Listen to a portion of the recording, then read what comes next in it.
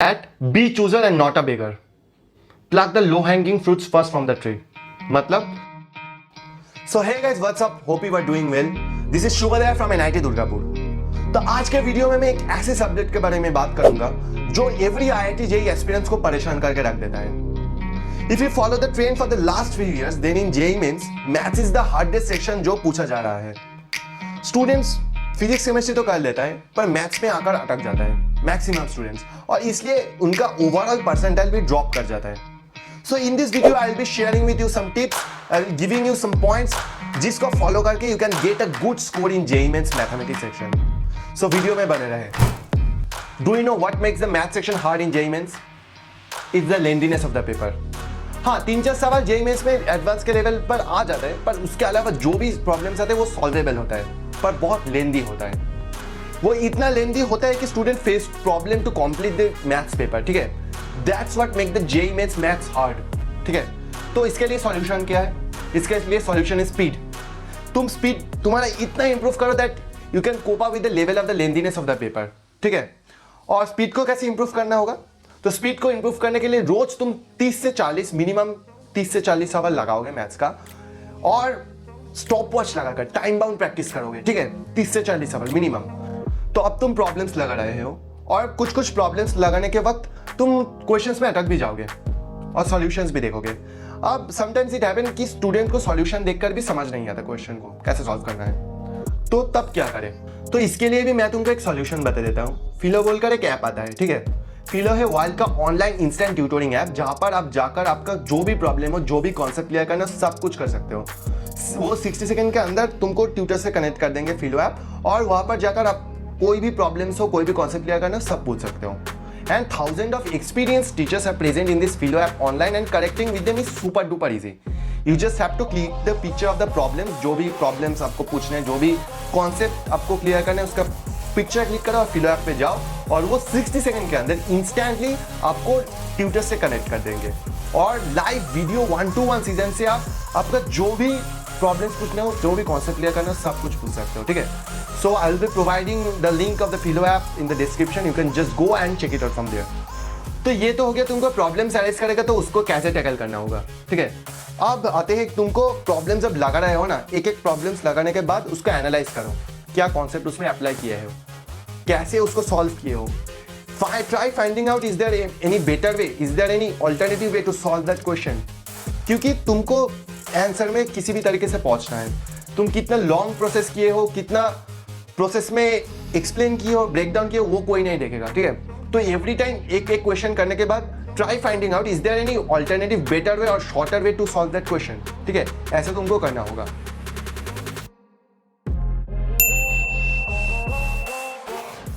Now coming to the second point. The second point is that कि practice के वक्त each and every question को appropriate time दो. ठीक है, मैंने देखा है कि बहुत सारे स्टूडेंट have a tendency कि एक प्रॉब्लम नहीं हो रहा, एक क्वेश्चन नहीं हो रहा, देन सॉल्यूशन देख लेते हैं. They suddenly jump into the solution without using their brain. यही गलती तुमको नहीं करना होगा.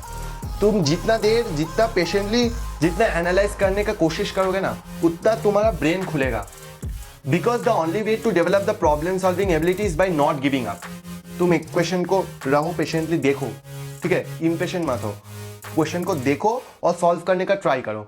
अब तुम्हारा 10 मिनट हो गया, 7-8 मिनट दो एटलीस्ट, और मैक्सिमम 10 मिनट हो गया तुम्हारा, देन उसको छोड़ दो, सॉल्यूशन पे जाओ और देख लो सॉल्यूशन. क्योंकि एक क्वेश्चन में तुम्हारा पूरा टाइम डेडिकेट नहीं कर सकते हो. ठीक है, तो give max to max 10 minutes, then solution में कूद जाओ और देख लो और एनालाइज करो कि ये क्वेश्चन तुमको क्यों नहीं हो रहा.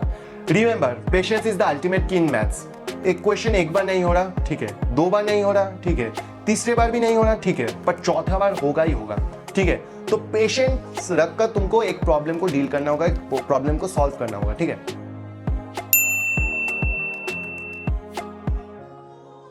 Now coming to the third point is that you need to note down the important concepts and mistakes.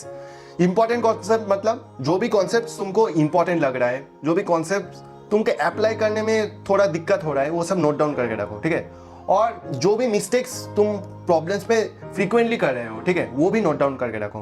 क्योंकि this will help you later to analyse your mistakes and help you to strategise your preparation. ठीक है, ये बाद में तुमको जाकर फायदा देगा.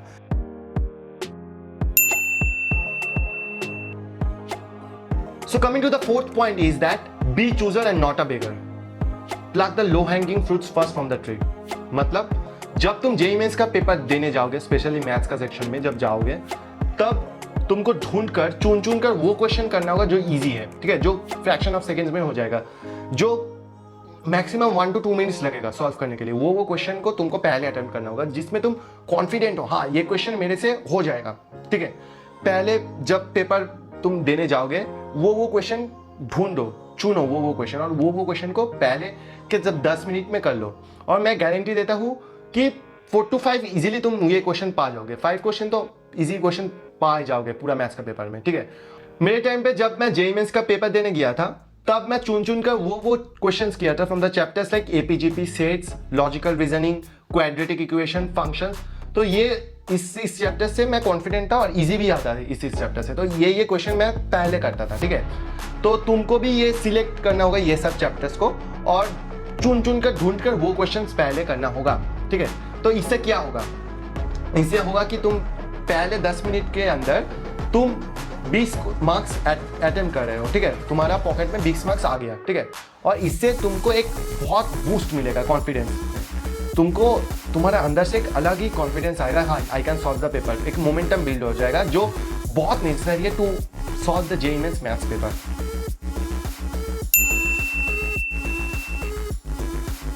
Coming to the final point is that be specific while attempting JEE Mains maths paper.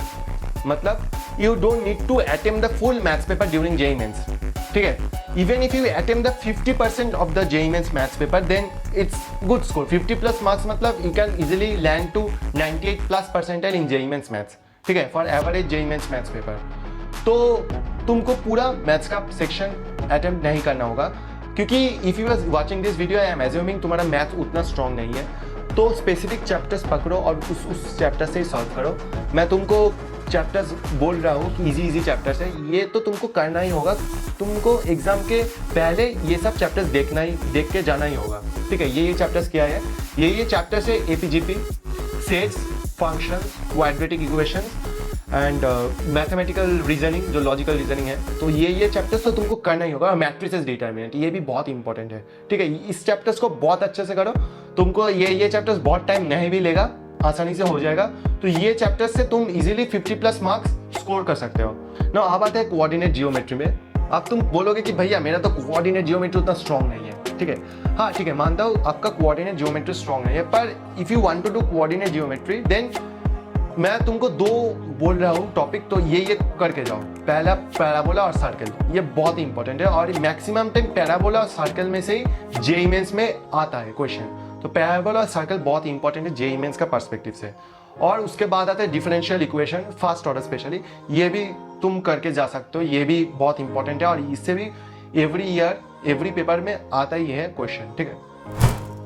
So these were some few points that I wanted to share through my video, and if you follow these points जो मैंने video में बोला है, then I can guarantee you that you will get surely a good percentile in JEE Mains math section, ठीक है।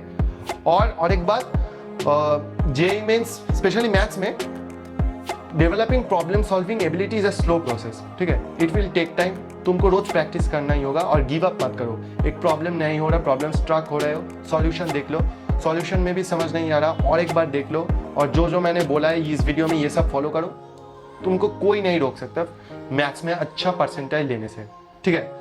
So this was all for the video. Hope you like the video. If you like the video, do share, subscribe and comment down your thoughts below. और मैं ऐसे video future में भी लाने वाला हूँ, so stay tuned with me और do subscribe if you haven't subscribed yet. तो चलो मिलते हैं नेक्स्ट वीडियो पे, तब तक के लिए see ya, goodbye, have a nice day, bye.